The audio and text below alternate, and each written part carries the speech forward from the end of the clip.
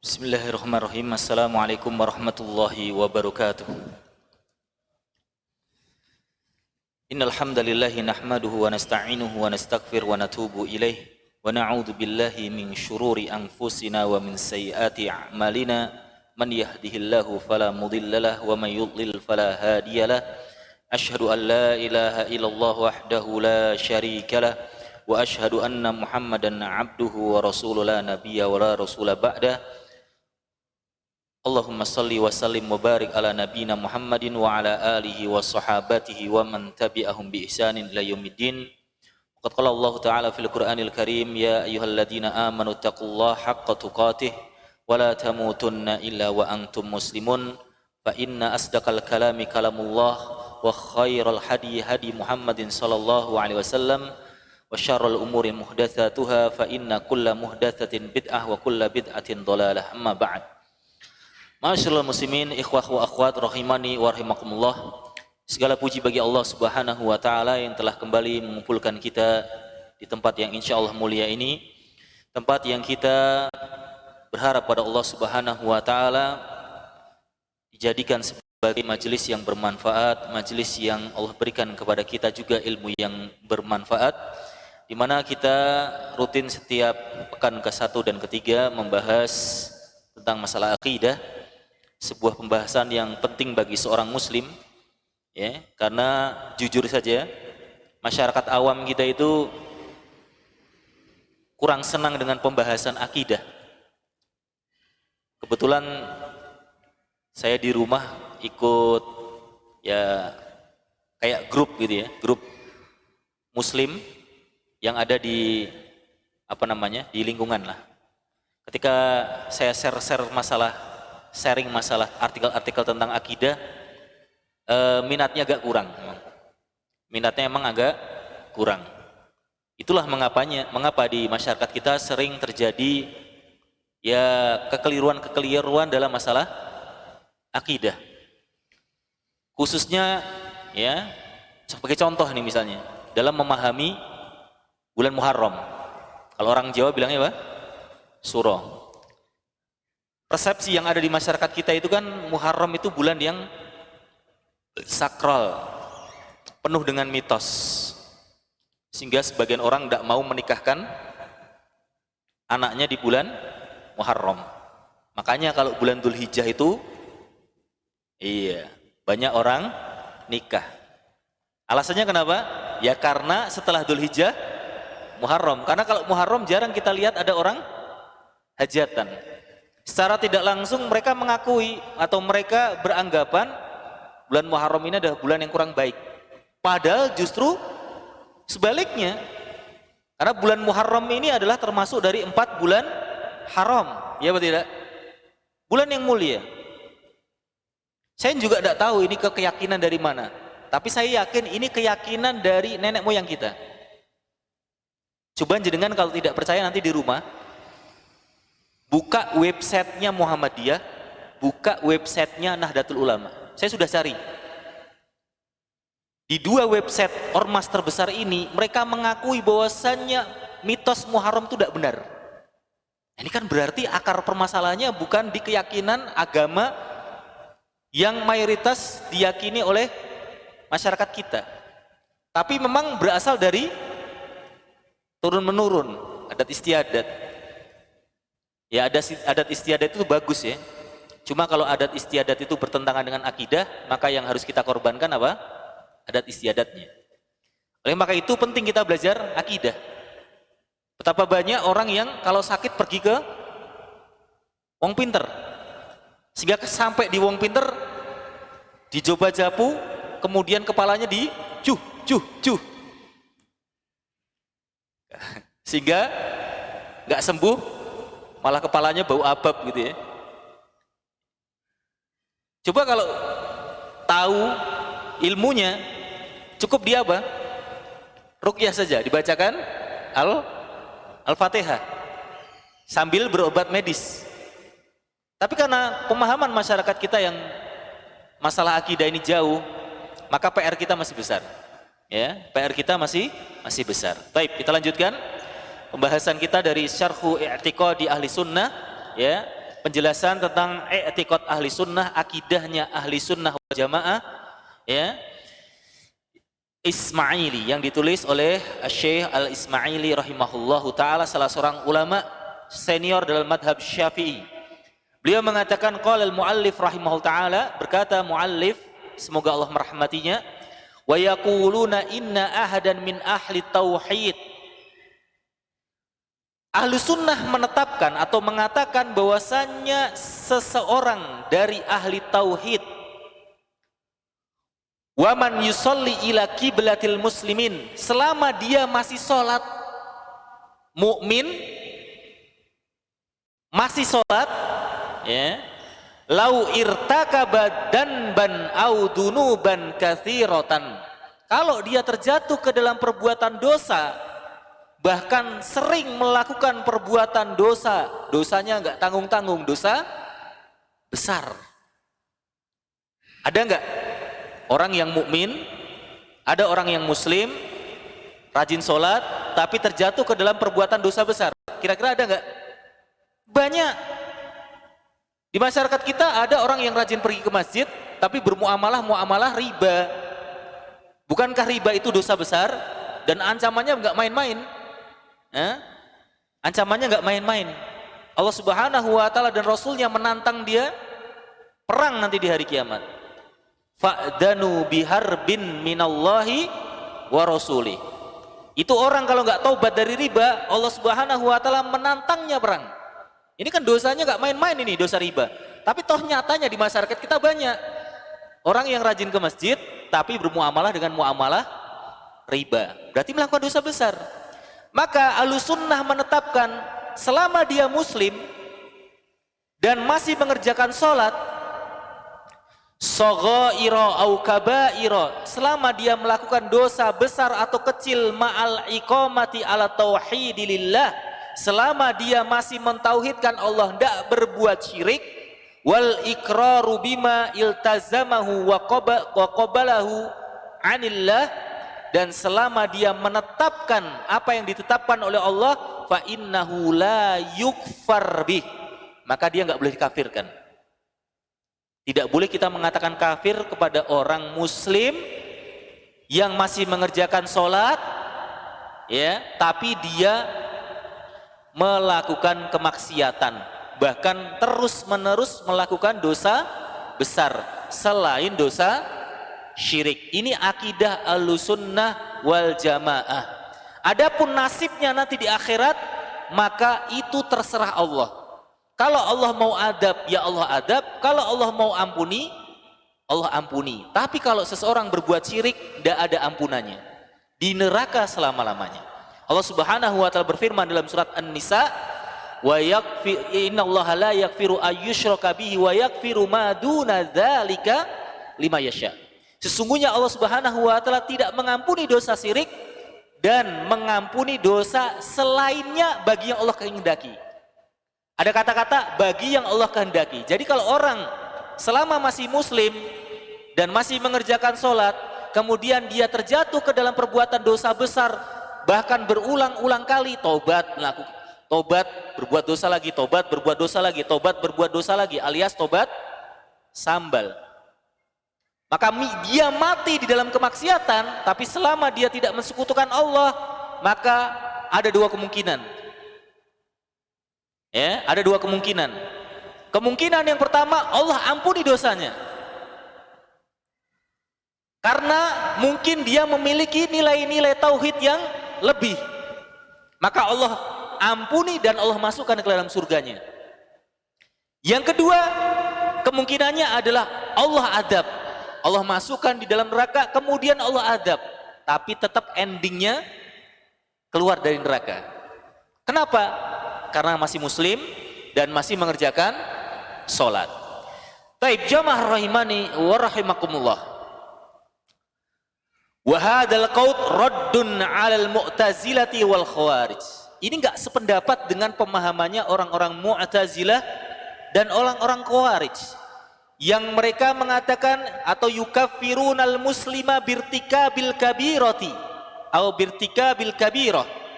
Mereka mengatakan orang muslim yang terjatuh ke dalam perbuatan dosa besar dan tidak taubat, maka dia dihukumi kafir. Dia dihukumi apa? Kafir. Famanirtakaba kabiratan fahuwa kafir indahum. Orang yang melakukan dosa besar dan tidak taubat, maka dia kafir menurut pemahaman mereka. Wa idza mata ala dzalika fahuwa finnar. Kalau dia mati di dalam kemaksiatan, di atas kemaksiatan, maka letaknya adalah di neraka selama-lamanya dan tidak akan pernah keluar dari neraka. Kira-kira apa dalilnya? Dalilnya adalah innaka man tudkhilin nara faqad ahzaita. Surat Ali Imran. Sesungguhnya barang siapa yang dimasukkan ke dalam neraka, faqad ahzaitah. Ini menunjukkan bahwasannya di dalam ayat ini orang yang sudah masuk neraka tidak akan bisa keluar. Dan ini juga sepemahaman dengan Mu'tazilah. Mereka berdalilkan dengan ayat yang mungkin sering kita dengar. Innal ladzina kafaru wa kadzdzabu biayatina wastakbaru anha la tufattahu lahum abwabus samai wa la yadkhulunal jannah hatta yalijal jamalu fi sammil hayat. Sesungguhnya orang-orang yang kafir. Ini ayat untuk siapa? Jelas ya? Di awal ayat sudah disebutkan innal ladzina kafaru, sesungguhnya orang-orang yang kafir, wa kadzdzabu, dan mendustakan ayat-ayat Allah Subhanahu wa taala dan menyombongkan diri, wastakbaru anha, menyombongkan diri dari ayat-ayat Allah Subhanahu wa taala. La tufattahu lahum abwabus sama, tidak akan dibukakan pintu langit alias pintu surga. La yadkhul jannah, tidak masuk surga, tidak dibukakan pintu langit. Hatta yalijal jamalu fi sammil hayat, sampai pun unta masuk lubang jarum. Mereka menggunakan ayat ini untuk mengatakan orang kalau sudah nyemplung ke neraka itu nggak akan mungkin keluar lagi. Sampai-sampai Allah memberikan permisalan seperti unta masuk lubang jarum. Kan nggak mungkin unta masuk lubang jarum. Mereka berdalilkan dengan ayat ini mengatakan bahwasanya orang kalau sudah masuk neraka itu nggak mungkin masuk surga. Jadi tidak ada istilah jahanamiyun sebagaimana datang dalam sebuah hadis yang sahih, dan inilah akidah Ahlussunnah wal Jamaah bahwasanya nanti akan ada golongan jahanamiyun. Apa itu jahanamiyun? Mantan penghuni neraka jahanam. Jadi ternyata ono mantan neraka itu. Ya, mantan penduduk neraka. Artinya nyemplung sek ning neraka baru masuk ke surga. Nah, ini adalah akidah Ahlussunnah wal Jamaah yang dibangun di atas dalil-dalil yang sahih. Baik, jamaah rahimani wa rahimakumullah. Kemudian Mu'tazilah ini, kalau tadi Khawarij ya, Khawarij itu orang yang melakukan dosa besar dan dia belum bertaubat, maka statusnya kafir di dunia dan di akhirat. Berbeda dengan orang-orang Mu'tazilah, mereka mengatakan innal abda idartakaba kabiratan fa innahu yakhruju minal iman wala yadkhulu fil kufri. Jadi kan kalau dengarkan ucapan ini tambah bingung lagi. Orang Mu'tazilah itu mengatakan kalau seseorang melakukan dosa besar maka dia keluar dari keimanan tapi tidak masuk di dalam kekafiran. Keluar dari keimanan tapi tidak masuk ke dalam kekafiran. Inilah yang dinamakan baina manzilataini. Baina manzilataini. Statusnya dia ada di antara dua status. Antara iman dan kafir. Ora ceto alias ora jelas. Berbeda dengan Khawarij. Khawarij itu kan jelas ya. Kafir. Orang kalau melakukan dosa besar, muslim melakukan dosa besar, gak tobat, kafir. Ahlussunnah selama dia masih muslim, melakukan dosa besar, dia muslim tapi fasik. Muslim fasik itu artinya muslim ahli maksiat.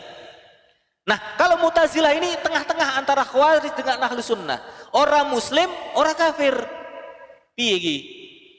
Bingung kan? Yakhruju minal iman wala yadkhulu fil kufri.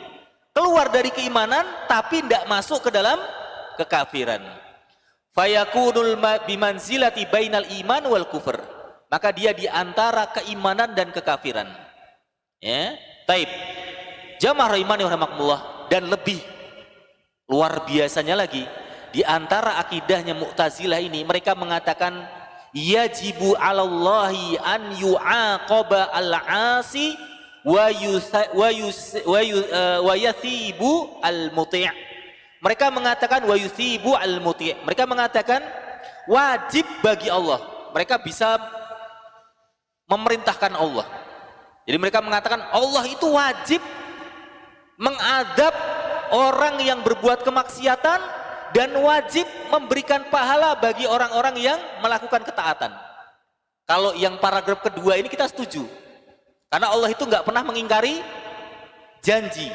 Jadi kalau ada orang kok taat kepada Allah dengan ikhlas, maka wajib bagi Allah untuk memberinya pahala. Nah, statement yang pertama ini yang aneh. Mereka mengatakan wajib bagi Allah untuk mengadab orang yang berbuat kemaksiatan. Jadi kalau ada orang berbuat zina, itu wajib bagi Allah untuk mengadabnya. Lalu bagaimana dengan firman Allah Ta'ala tadi yang saya bacakan di awal? Innallaha la yaghfiru ayyushraka bihi wa yaghfiru ma duna dzalika liman yasha. Allah sendiri yang mengatakan sesungguhnya Allah enggak mengampuni dosa seseorang yang mensekutukannya dengan sesuatu, dan Allah mengampuni dosa selainnya. Selainnya itu maksudnya selain kesyirikan. Jadi mau zina, mau minum khamr, mau apapun, maka dia tidak termasuk dosa syirik. Maka ada dua kemungkinan yang tadi sudah saya sebutkan. Kalau Allah berkehendak, Allah adab. Kalau Allah menghendaki, maka Allah akan mengampuninya. Tidak boleh kita katakan Allah harus mengadab orang yang berbuat kemaksiatan. Tidak boleh. Karena itu sesuai dengan ma'isyatullah, sesuai dengan masyiatullah, sesuai dengan kehendaknya Allah. Kalau Allah berkehendak Allah ampuni, Allah berkehendak Allah adab. Itu terserah Allah. Kita tidak boleh ngatur-ngatur Allah Subhanahu wa taala. Baik. Jamaah rahimani wa rahimakumullah, di antara dalil yang menunjukkan bahwasanya seorang muslim masih sholat melakukan dosa besar kok tidak dihukumi kafir itu banyak. Contohnya adalah seorang wanita yang hamil, sahabat yang hamil, sahabiah yang hamil di zamannya Rasulullah yang minta untuk dirajam. Pernah dengar kisahnya? Kasus rajam pertama kali di zaman Rasulullah. Ini kasus rajam pertama kali di zamannya Rasulullah. Seorang sahabiah al-jalilah yang mulia, yang namanya manusia, namanya manusia. Sahabat itu juga manusia. Maka kita sering mendengar atau kita mendengar ada hadis yang mengkisahkan ada sahabat yang terjatuh ke dalam perbuatan kemaksiatan, mencuri, ada sahabat yang terjatuh ke dalam perbuatan kemaksiatan, minum khamr. Kita pernah mendengar juga sahabat yang jatuh dalam kemaksiatan yaitu berzina. Bahkan ketika dirajam sampai mati, para sahabat itu apa? Sebagian sahabat ada yang mencelanya. Maka Rasulullah SAW mengatakan, jangan kalian mencelanya.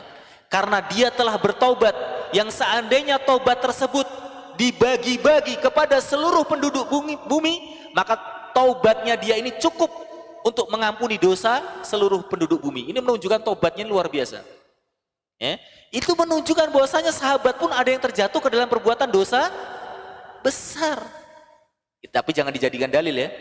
Sahabat aja jatuh dalam perbuatan dosa besar, maksud anak yang bukan siapa-siapa, tidak boleh. Tidak boleh. Tidak boleh menjadikan kemaksiatan itu sebagai dalil, tidak boleh. Baik.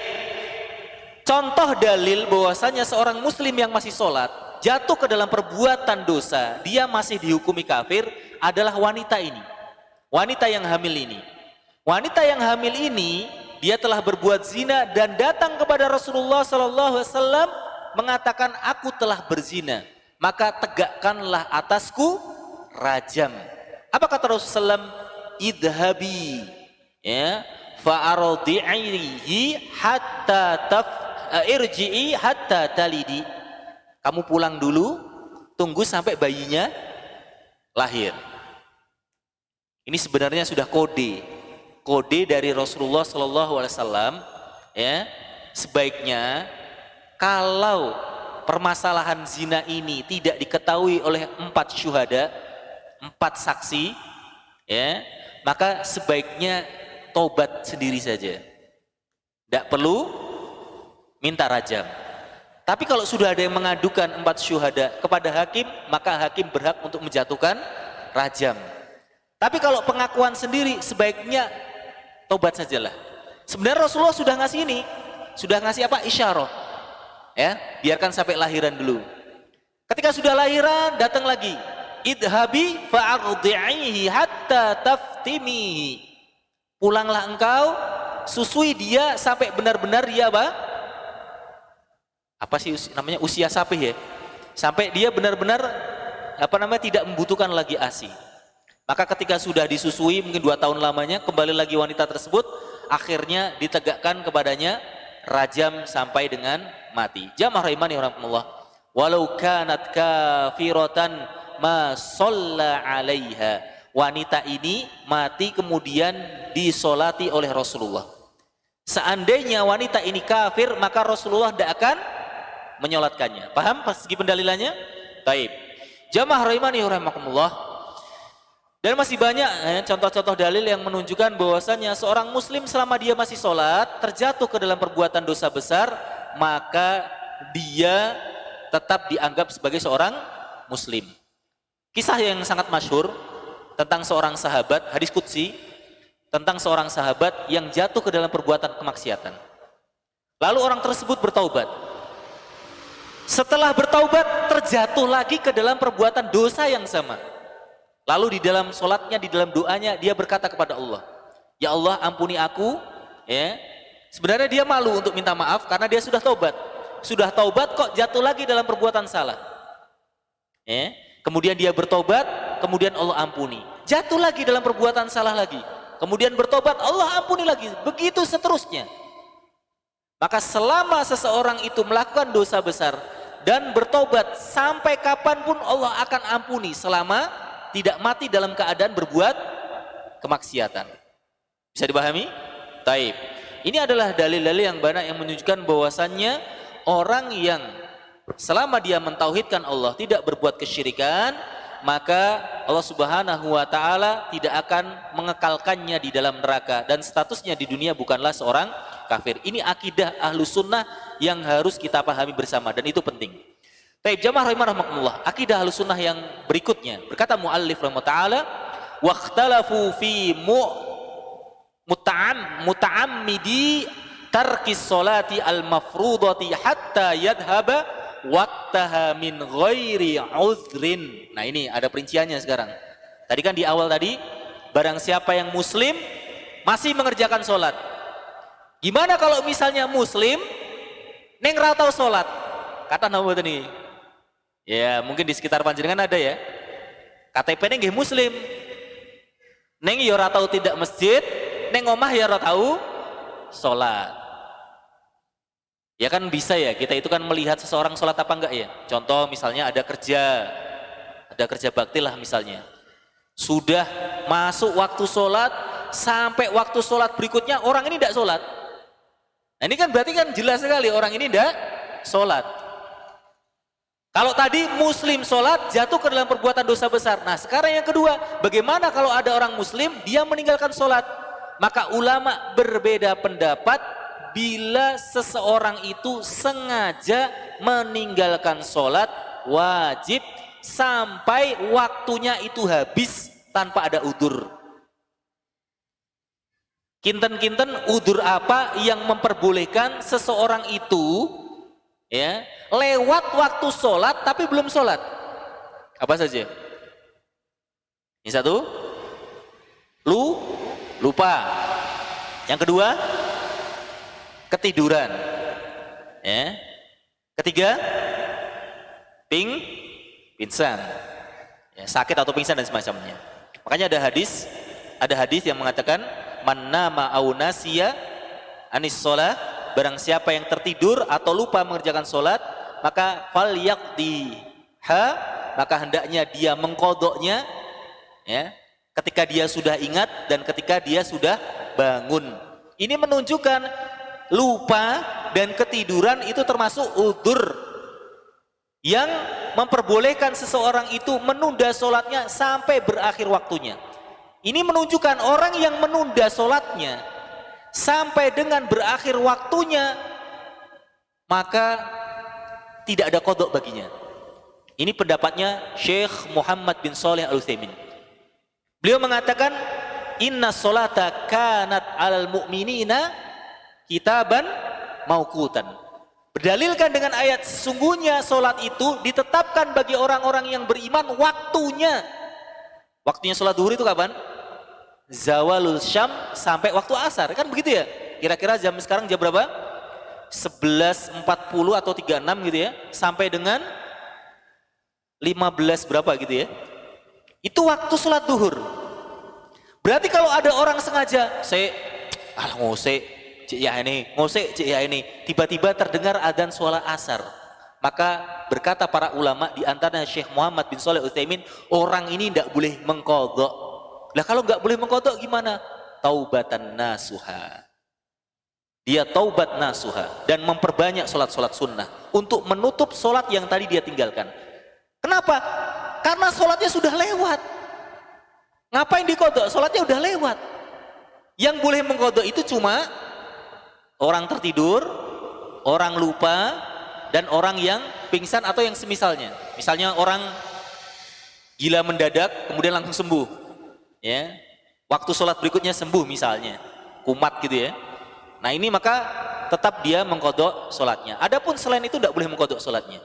Itu yang menunda-nunda sholat. Lalu bagaimana yang meninggalkan sholat? Artinya dia tidak mengerjakan sholat sama sekali, atau meninggalkan sebagian sholat. 5 itu hanya dia kerjakan maghrib, isya, mergone rame masjid, ya, masjid rame. Subuh males, duhur asar ya tambah males lagi karena kerja. Bagaimana orang yang meninggalkan sholat seperti ini dengan sengaja? Catatan, dengan sengaja. Maka fakaffarahu jama'atun, sebagian ulama mengkafirkannya. Ini pendapatnya dalam mazhab Hambali. Dalam mazhab Hambali, orang yang meninggalkan sholat dengan sengaja maka hukumnya apa? Kafir. Keluar dari agama Islam. Kalau dia mati tidak boleh kita sholati, tidak boleh kita kafani, tidak boleh kita kuburkan di pemakaman kaum muslimin. Taib. 5 ruya anin Nabi SAW annahu qala bainal abdi wa bainal kufri tarkus sholah. Sebagaimana diriwayatkan oleh Nabi SAW, antara hambaku, perjanjian antara hambaku, atau pembeda bagi hambaku antara keimanan dan kekufuran adalah meninggalkan sholat. Ya. Jadi keislaman dan kekafiran seseorang itu dibedakan dengan apa? Dengan meninggalkan sholat. Barang siapa yang meninggalkan sholat maka dia apa? Kafir. Ya, di sini ada kata-kata tarkus sholat, meninggalkan sholat. Nah ini kita perlu ingat-ingat. Nanti saya akan bahas tentang pendapatnya Imam Syafi'i yang mengatakan tidak kafir. Dalil yang berikutnya adalah man tarokas sholata faqad kafara. Barang siapa yang meninggalkan sholat maka dia telah kafir. Hadisnya sahih, ya, diriwayatkan oleh Ibnu Hibban dan Imam Tirmidzi. Baik, kemudian hadis yang nomor 3, dalil yang nomor 3, wa man tarokas sholata faqad bari'at minhu dhimmatullah. Barang siapa yang meninggalkan sholat maka Allah Subhanahu wa taala berlepas diri darinya. Baik, ini adalah 3 dalil yang menunjukkan orang yang meninggalkan sholat dia tidak dihukumi sebagai seorang muslim selama dia meninggalkannya karena sengaja. Baik, jamaah rahimani wa rahimakumullah, ini adalah pendapat pertama yang mengatakan bahwasannya orang yang meninggalkan sholat dengan sengaja maka dia dihukumi sebagai seorang yang bukan muslim. Adapun Imam Syafi'i, ya, Imam Syafi'i wa jama'atun ukhra, dan sebagian ulama yang lain, lam yukaffiruhu, tidak mengatakan kafir, tapi mengatakan bahwasanya orang yang meninggalkan sholat, tarkus sholah laisa kufron walakin muslim fasik, Tapi orang yang meninggalkan sholat itu adalah seorang muslim yang fasik. Fasik itu artinya ahli maksiat. Nah ini bedanya madhab Syafi'i, madhab Hambali dalam menyikapi orang yang sengaja meninggalkan sholat. Taib. Jamaah rahimani wa rahimakumullah. Adapun orang yang meninggalkan sholat karena mengatakan sholat itu nggak wajib. Lagi ngopor sholat, sholat wajib kok. Dia mengatakan sholat itu nggak wajib, maka sepakat para ulama tidak ada perbedaan. Ulama sepakat nggak ada perbedaan, mengatakan orang tersebut bukan muslim. Tapi kalau selama orang tersebut mengatakan sholat ki wajib, neng aku males. Sholat ki wajib neng ngose, yang umurku 40 tahun. Maka ulama di sini berbeda pendapat. Hambali mengatakan kafir, Syafi'i mengatakan muslim. Bisa dipahami ya? Baik.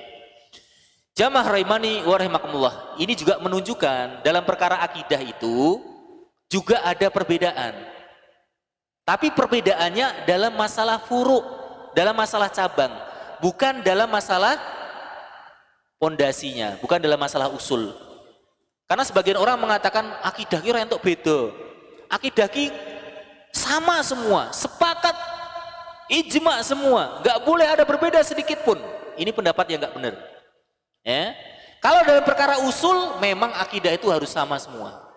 Tapi dalam perkara furu akidah itu ada yang berbeda-beda. Contohnya dalam menetapkan udzur bil jahl. Ya. Udzur terhadap kejahilan. Orang yang jahil terhadap perkara kekafiran, ketika dia melakukan suatu perbuatan kafir, apakah dihukumi kafir atau enggak? Loh, dia nggak tahu kalau itu mengeluarkan dia dari agama. Nah ketika dia tidak tahu ini, apakah ini menjadi udzur bagi dia? Nah ini ulama juga berbeda pendapat. Ini menunjukkan perkara akidah pun juga ada ikhtilaf. Dalam perkara furu, bukan dalam perkara usul. Baik. Kemudian di antara akidah Ahlussunnah yang ketiga yang beliau sebutkan di sini, wa ta'awwala jama'atun minhum annahu yuridu bidzalika man tarakaha jahidan la. Kama qala Yusuf alaihissalam, inni taraktu millata qaumin la yu'minuna billahi. Surat Yusuf ayat 37, ay taraka juhudan.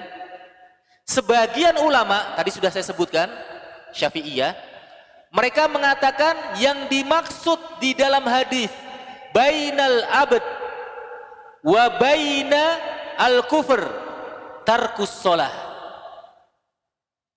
Beda antara seorang hamba dengan kekafiran adalah dengan meninggalkan sholat.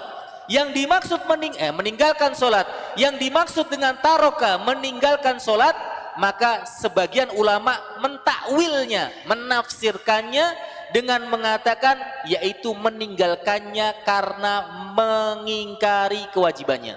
Dalam bahasa syariatnya namanya juhudun au jahidun.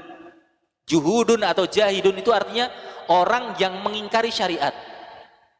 Jadi Imam Syafi'i mengatakan hadis yang disebutkan tadi, man taraka sholata faqad kafaro, barang siapa yang meninggalkan sholat maka dia telah kafir, maka Imam Syafi'i mentakwil hadis ini dengan mengatakan barang siapa yang meninggalkan sholat karena mengingkari kewajibannya. Jadi menurut Imam Syafi'i, kalau orang meninggalkan sholat tanpa mengingkari kewajibannya, maka dia tidak kafir. Kau ngopora sholat, males. Kau ngopora sholat, randi waktu. Karena sholat ngopo, sesok yang wis tuwa. Berarti dia gak mengingkari kewajibannya. Kalau ditanya, menurutmu piye, sholatnya wajib ora? Wajib. Nek kok ora sholat, males. Berarti dia gak mengingkari kewajiban, tapi dia malas. Maka menurut Syafi'iyah, dia tidak kafir karena hadis-hadis yang mengatakan meninggalkan sholat itu kafir, maksudnya meninggalkan adalah meninggalkan karena tidak mengakui kewajibannya. Bisa dipahami? Mereka berdalilkan dengan firman Allah Ta'ala dalam surat Yusuf ayat 37, inni taraktu millata qaumin la yu'minuna billah. Sesungguhnya aku, yaitu Yusuf mengatakan, meninggalkan agama kaumku dan yang tidak beriman kepada Allah Subhanahu wa taala. Ana ulangi. Inni taraktu millata qaumin, sesungguhnya aku meninggalkan agama kaumku yang mereka enggak beriman kepada Allah. Kata-kata aku meninggalkan agama kaumku yaitu meninggalkan agamaku, itu maksudnya meninggalkan artinya tidak mengakui agama kaum. Ya. Jadi kata-kata taroktu, aku meninggalkan, maksudnya adalah aku tidak mengakui apa? Syariat atau agamanya kaumku. Jadi meninggalkan itu maksudnya tidak mengakui. Tidak mengakui agama kaumku. Nah, kalimat ini taroktu milatau qaumin yang ada di ayat ini dibawa kepada hadis tadi. Tarokas sholah itu artinya aku, ya, selama orang tersebut tidak mengingkari kewajiban sholat, maka dia tidak kafir. Kosok wangsuli pun, kalau ada orang meninggalkan sholat karena mengingkari kewajibannya, maka dia kafir. Itu sisi pendalilannya Imam Syafi'i. Ini menunjukkan ya ikhwah, bapak-bapak, ibu-ibu, jamaah rahimakumullah, ya, dalil itu bisa sahih. Dalil itu bisa sahih. Dan dalil satu, tapi pemahamannya banyak. Di antara penyebab perbedaan pendapat di kalangan ulama adalah istidlal atau wujuhul istidlal, sisi pendalilan. Hadisnya satu tapi dipakai oleh dua kubu. Yang kubu ini mengatakan wajib, yang kubu ini mengatakan nggak wajib. Kubu ini mengatakan halal, kubu ini mengatakan haram. Kubu ini mengatakan boleh, kubu ini mengatakan nggak boleh. Hanya berdasarkan satu hadis yang sama. Contohnya hadis ini. Dari hadis ini ulama ini berpendapat A, dari hadis ini ulama ini berpendapat B. Ini menunjukkan dalil itu bisa satu tapi pendalilan banyak. Taib. Jamaah rahimani wa rahimakumullah.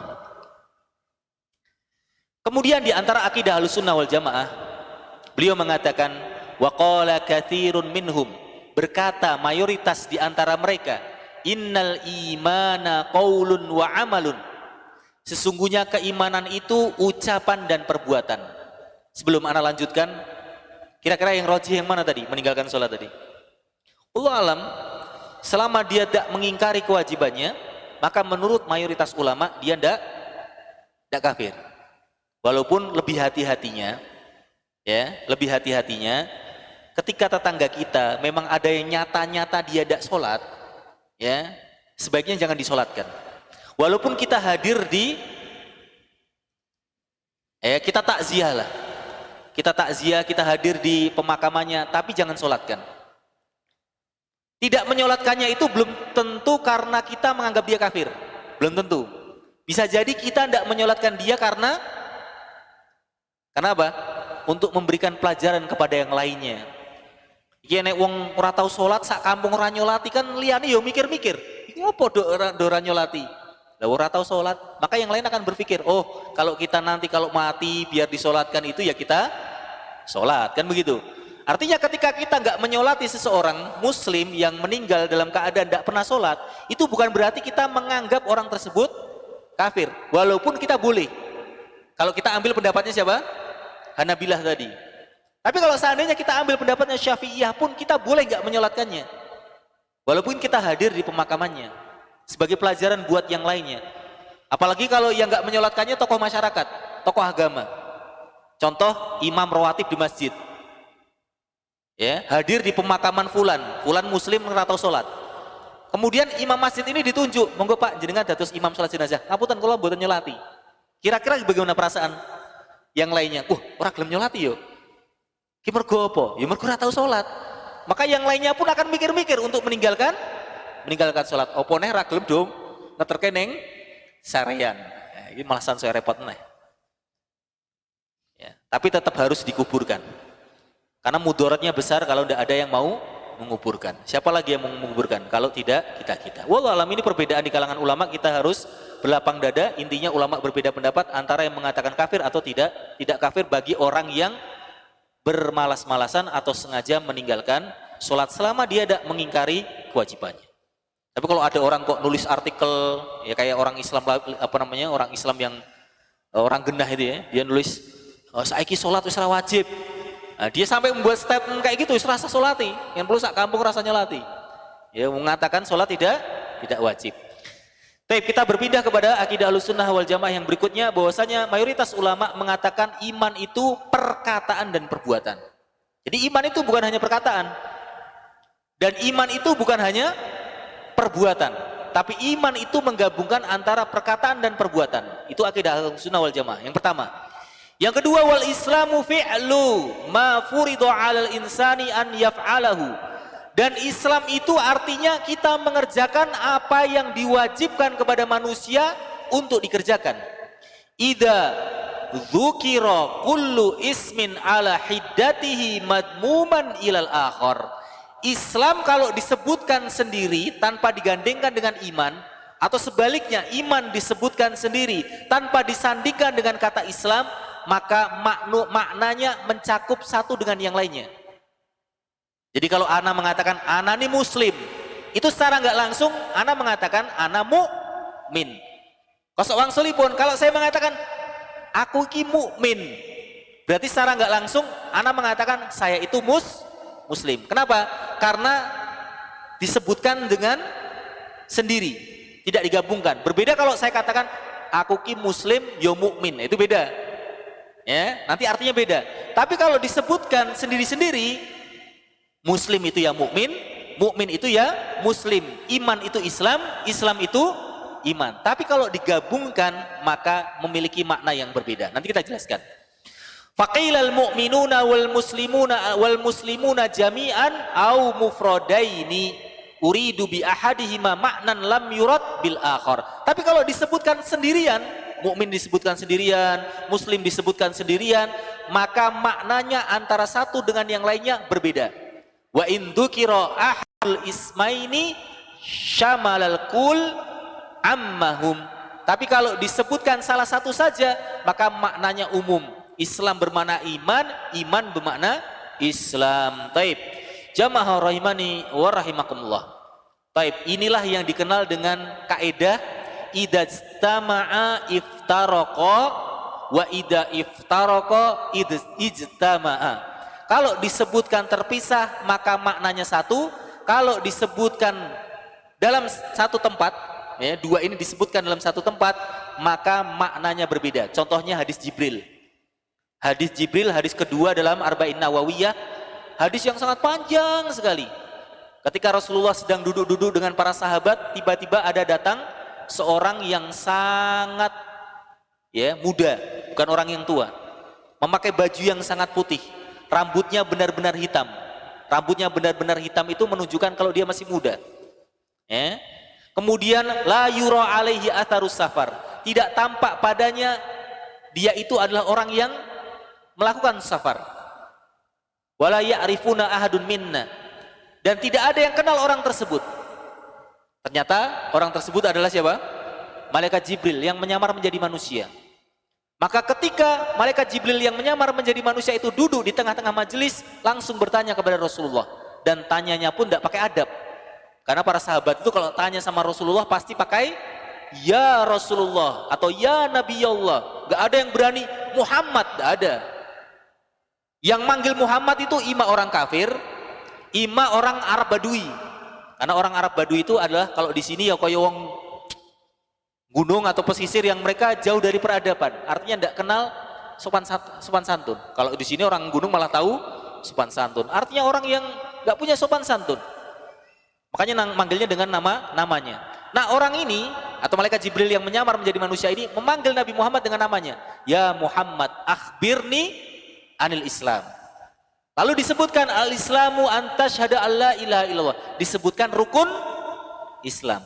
Rukun Islam ini kalau kita perhatikan dari mulai nomor 2 sampai nomor 5 itu adalah amalan dohiriyah, amalan lahiriyah. Solat itu kan amalan lahiriah. Artinya ketika ada orang solat kita bisa ngelihat, oh fulan lagi solat. Begitu juga dengan haji, begitu juga dengan bayar zakat. Itu adalah amalan lahiriah. Tapi ketika Rasulullah ditanya tentang akhbirni anil iman, kabarkan aku tentang iman, maka Rasulullah menyebutkan apa? Perkara ghaibiyah, yaitu batiniyah, gak bisa dilihat. Beriman kepada Allah, beriman kepada malaikat, beriman kepada Rasul, beriman kepada kitab, beriman kepada hari akhir, beriman kepada takdir. Itu adalah perkara ghaibiyah, perkara batiniyah yang gak bisa dilihat dengan mata kita. Maka ketika disebutkan di tempat yang berbeda, iman itu bermakna Islam, Islam bermakna iman. Tapi kalau disebutkan dalam satu tempat, contohnya dalam hadis Jibril kan disebutkan dalam satu tempat, dalam satu hadis. Maka Islam itu mencakup amalan-amalan lahiriah. Adapun iman itu mencakup amalan-amalan dohiriyah. Tidak sebagaimana amalan-amalan batiniah. Tidak sebagaimana pendapat sebagian ulama yang mengatakan Islam itu ya iman, sebagaimana pendapatnya Imam Bukhari. Jadi Imam Bukhari itu berpendapat iman dan Islam itu maknanya satu. Ini menunjukkan dalam perkara akidah ini, iman dan Islam itu ulama berbeda pendapat juga. Ada yang mengatakan iman itu ya maknanya Islam. Tapi sebagian ulama mengatakan diperinci.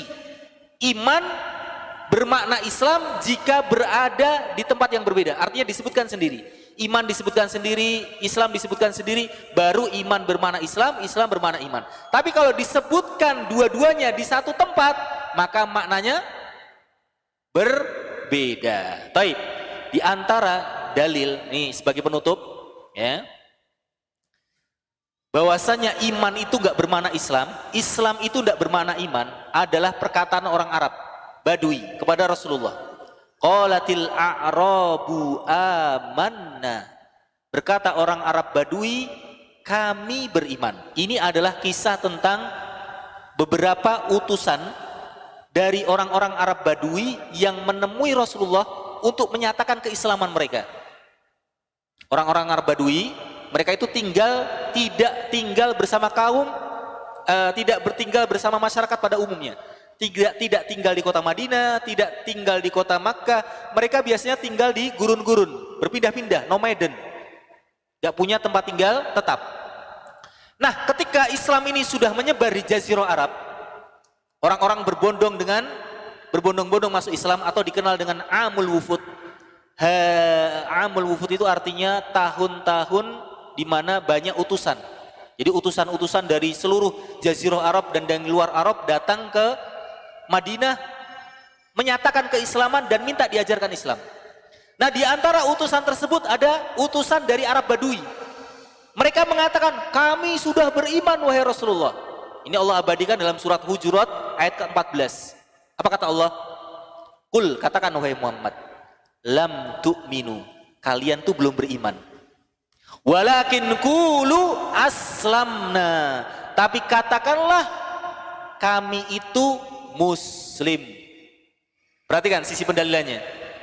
Rasulullah tidak mengatakan, Rasulullah mengatakan kalian itu belum beriman, tapi kalian itu Muslim. Ini menunjukkan Islam dan mukmin itu berbeda.